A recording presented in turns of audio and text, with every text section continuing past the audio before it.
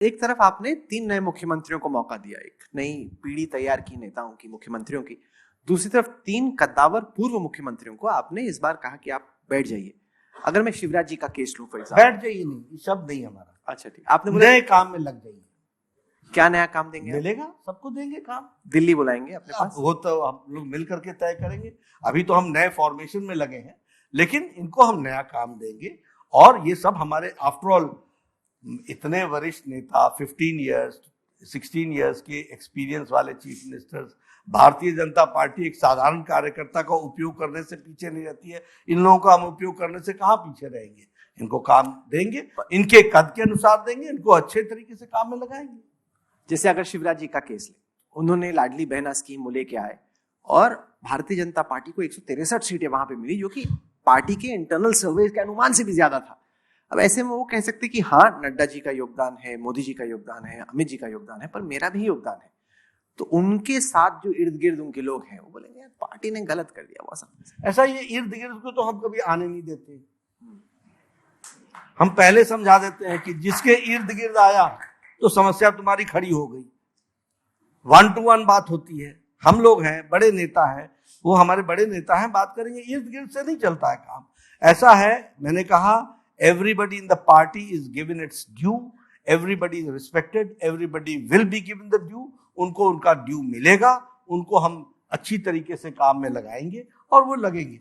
ये देखिए, हम ये भी संगठन शास्त्रों में सबको बताते हैं नेता को कैसा होना चाहिए, किससे दोस्ती करनी चाहिए, किससे सलाह लेनी चाहिए, कौन उसका मित्र है, कौन उसका पीयर है। ये सब चीजें डूज एंड डोंट्स में हमारी आती है। आप ये सीएम्स को भी देंगे अभ्यास की ट्रेनिंग की अच्छा सीएम कैसे बना जाए, मास्टर क्लास? वो तो सीएम कॉन्फ्रेंस में सब लोग बताते ही है कि आपको ये काम करना है, करते जाओगे तो अच्छा सीएम बनेंगे। कौन करता है मास्टर क्लास? नहीं, वो तो गुड गवर्नेंस में अच्छा। जब हम बैठते हैं तो उनको सबसे पहले तो मान लीजिए 1 हफ्ते बाद मीटिंग है, तो आज उनको उनके तरफ से हमको आंसर्स चाहिए जो गुड गवर्नेंस सेल ने तय किया है। तो उसके आंसर्स आते हैं, उस पर डिस्कशन होती है, उसके बाद वो प्रिपेयर करते हैं, फिर प्रिपेयर करके वो चीफ मिनिस्टर्स कॉन्फ्रेंस में रखते हैं। तो इन सब चीज़ों के माध्यम से उनका जिसको कहते हैं फाइन ट्यूनिंग कहिए, आप उनकी फिनिशिंग बोलिए, आप उनको परिष्कृत करना बोलिए, ये अपने आप ऑटोमेटिक प्रोसेस से होता है। नड्डा जी, आपका स्वभाव बड़ा सरल है, लेकिन ये बातचीत बड़ी कठिन। फोन उठाना, जैसे शिवराज जी से या वसुंधरा जी से या रमन सिंह जी से बात करना कि आपके लिए कुछ और कितना मुश्किल होता है। कुछ बागी तेवर देखने को मिलते हैं, कैसा पीछे की तरफ से कैसा फीडबैक आता है? कुछ नहीं होता राहुल, क्योंकि हर आदमी जो देख रहा है उसका कुछ अपना अपना आकलन होगा कि क्या होता होगा ऐसी बातचीत। कुछ नहीं होता है राहुल जी। देखिए, ह्यूमन एंगल को समझ करके ह्यूमन डीलिंग, ये भारतीय जनता पार्टी के कार्यकर्ताओं को आता है, आना चाहिए, और मुझे ये काम करना पड़ता है। तो जब मैं ये काम करता हूं तो वो उसी तरीके से करता हूं। सबसे पहले अगर किसी को लगता है तो हम उस वातावरण को क्रिएट करते हैं जहां उनको कोई इस तरह की बातचीत ना लगे, लेकिन स्पेड सही बात उनको कम्युनिकेट हो जाए, तो वो हम करते हैं। ये नेचुरल प्रोसेस, इसमें कोई दिक्कत की बात नहीं है। दिक्कत कब आती है? जब आपका इंटेंशन कुछ और है, एजेंडा कुछ और है, बोल कुछ और है, तब प्रॉब्लम आती है। ऐसा कुछ हमारा है ही नहीं, क्योंकि ये कांग्रेस से एकदम ही जैसे आपने कहा कि उनको आपने बैठा दिया, मैंने कहा बैठाया नहीं। अब जब हम ऐसा शब्द बोल देंगे भाई तुम जब बैठ जाओ, तो बोलेगा तो मैं तो खड़ा रहूंगा। अभी ये शब्दावली है। मैं ये कहूंगा आपने का योगदान बहुत है, और जो सच में है, आपने बहुत बड़ा योगदान किया है, सब कुछ किया है। अब हम कुछ नए की तरफ आगे बढ़ रहे हैं। आप सब लोगों ने आगे उसको आगे बढ़ाना है, सब लोग। क्योंकि भारत की राजनीतिक संस्कृति में एक नया वाक्य है, क्योंकि कांग्रेस तो अभी कमलनाथ जी और गहलोत जी का इस्तीफा नहीं ले पा रही है। आपने जो जीते हुए हैं, जो क्लेम कर सकते हैं कि भाई मैं 4 बार का मुख्यमंत्री हूं और मेरे भी दम पे जीती है पार्टी, केवल आलाकमान के दम पे नहीं जीती है। आपने उनको, जैसे आपने बोला, अच्छे से बातचीत करके समझाया कि आगे कुछ और होगा। वहां पे तो हारे हुए मुख्यमंत्री का इस्तीफा, हारे हुए नेता का इस्तीफा नहीं ले पा रही। देखिए, अब मेरे को किसी पॉलिटिकल पार्टी पर कमेंट नहीं करना चाहिए। वो उनका कार्यशैली है, वो जाने, उनके लोग जाने। लेकिन मैं कई बार लोगों को बोलता हूँ, ये जो आप सब लोग सोचते हैं ना कि आज मैं इसमें सफल हो गया, ये आज नहीं सफल होता, या पार्टी आज सफल नहीं हुई है।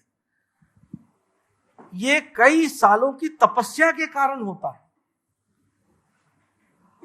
किसमें मॉरल राइट है कि कोई किसी को कांग्रेस पार्टी में कह दे कि तू इस्तीफा दे? नहीं, वो कहते कोई सुनता नहीं है। वो सुनेगा क्यों जब किसी में मॉरल राइट ही नहीं है? जब आप ही चिपके हुए आप नहीं छोड़ते तो दूसरा क्यों छोड़ने? एक ने छोड़ा। अब हमारे यहाँ तो आपको ऐसी श्रृंखला मिल जाएगी। आप बताइए कि हमारे यहाँ संगठन से लेकर के, अब प्रधानमंत्री मोदी जी कभी वो जब संगठन में थे उनको नॉर्थ का काम मिला, वो नॉर्थ में गए, साउथ का काम मिला, सेंटर का काम मिला, जहां का काम मिला उन्होंने किया।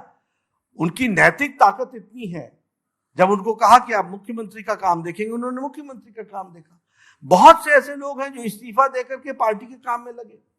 तो जब हमारे पास श्रृंखला इस तरीके की है, जिन्होंने पार्टी फर्स्ट और नेशन फर्स्ट, पार्टी सेकंड, मी लास्ट, इसको लेटर और स्पिरिट में जिया है, तो हमारे यहाँ इस काम को रोकने में कोई दिक्कत, इस काम को बोलने में कोई दिक्कत नहीं होती। ये तपस्या के कारण, ये जो हमारा डेडिकेशन है, ये हमारा लोगों को पार्टी के प्रति समर्पण है, उन सब चीजों का नतीजा है कि हम कह पाते हैं। नड्डा जी, एक तरफ प्रधानमंत्री जब भाषण देते हैं वो कहते हैं कि देश में केवल 4 जातियां हैं और केवल 4 जातियों की वो बात करते हैं। जब भाजपा मुख्यमंत्री बनाती है तो एक आदिवासी पकड़ती है, एक यादव पकड़ती है, एक ब्राह्मण पकड़ती है। तो इसमें कोई विरोधाभास नहीं है? कोई विरोधाभास नहीं है। सबका साथ, सबका विकास, सबका विश्वास, सबका प्रयास। जो लोग जाति को, समाज को खंडित करने के लिए उपयोग करते हैं, उनको उत्तर है कि सबसे, और प्रधानमंत्री जी ने बड़े स्पष्ट शब्दों में कहा, महिला, युवा, किसान और गरीबी, ये सबसे बड़ी जातियां हैं। इनको एड्रेस करोगे तो सबको एड्रेस कर रहे हो, सभी को तुम एड्रेस कर रहे हो। तो ये हमारा जो सोच है, उस सोच को प्रधानमंत्री जी ने सामने रखा है। हाँ, जब रिप्रेजेंटेशन की बारी आती है तो उसमें सबका रिप्रेजेंटेशन हो, इस बात की भी हम चिंता करते हैं। सर, आपने नॉर्थ साउथ की बात की, तो उत्तर दक्षिण पर एक बड़ी राजनीतिक बहस इस वक्त छिड़ी हुई है। वो ये कि भाजपा उत्तर और उत्तर पूर्व में और पश्चिम में अच्छा करी, लेकिन दक्षिण में जिस तरह से आप केरल में बढ़ना चाह रहे थे, या जिस तरह से कर्नाटक में हार हुई, अब तेलंगाना में वोट शेयर तो बढ़ा लेकिन आप सेकंड पार्टी नहीं बन पाए, तो क्या दक्षिण में भाजपा को उस तरह का रिस्पॉन्स नहीं मिल रहा जिस तरह की उत्तर पश्चिम? नहीं, ऐसा नहीं है। देखिए, हर एक पार्टी का ग्रोथ का कोई एक एरिया होता है जहां से वो ग्रो करती है।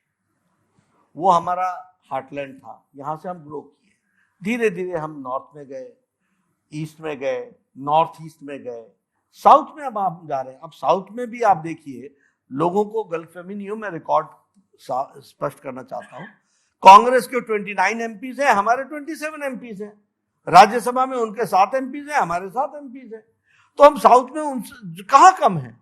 हाँ, ये जरूर है कि हम कुछ, अब आप जब माउंटेन क्लाइंब करते हो, some are tough areas, some takes time, कहीं पर कोई देरी होती है।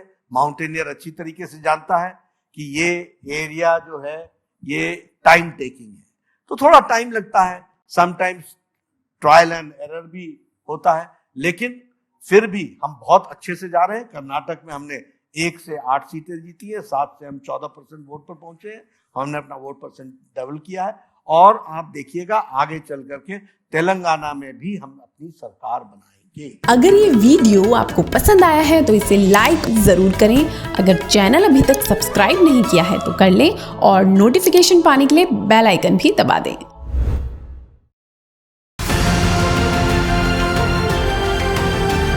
किसान तक, किसान तक, किसान तक, किसान तक, किसान तक, किसान तक खाना है, किसान तक खाना है तो उगाना है।